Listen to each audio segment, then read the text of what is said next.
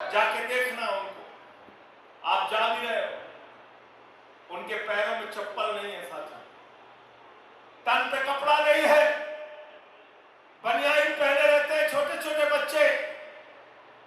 मैं उस दिन लखनऊ में यात्रा कर रहा था तो हमारे साथ एक मां अपने बच्चे को लेके चल रही थी, उसको तकलीफ हो रही थी।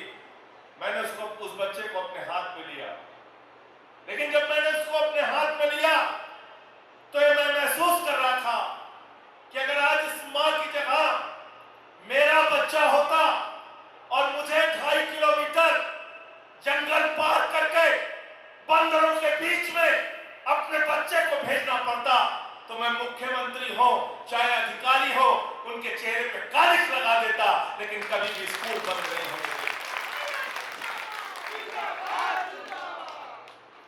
जज साहब, आपने फैसला दे दिया बंद होता है स्कूल तो होने दो, चिंता मत कीजिएगा। मैं अनुरोध करना चाहता हूं हाई कोर्ट के जज साहब से, जाइए गांव में और उनकी तकलीफ को देखिए, जिनके स्कूल बंद किए गए हैं। आपसे क्या कहा जाता है?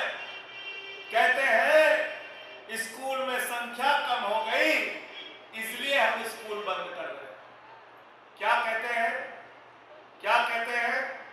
50 से संख्या कम हो गई इसलिए हम स्कूल बंद कर रहे हैं। स्कूल में पहले मिड डे मील मिलता था, अब मिड डे मील में नमक रोटी मिलती है, मिड डे मील में नून भात मिलता है।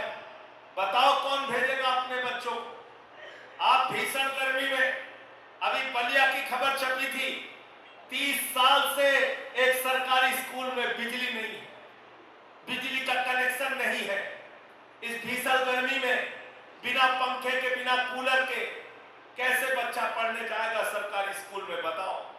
मिड डे मील में तुम नमक रोटी देते हो, बताओ कैसे सरकारी स्कूल में पढ़ने जाएगा?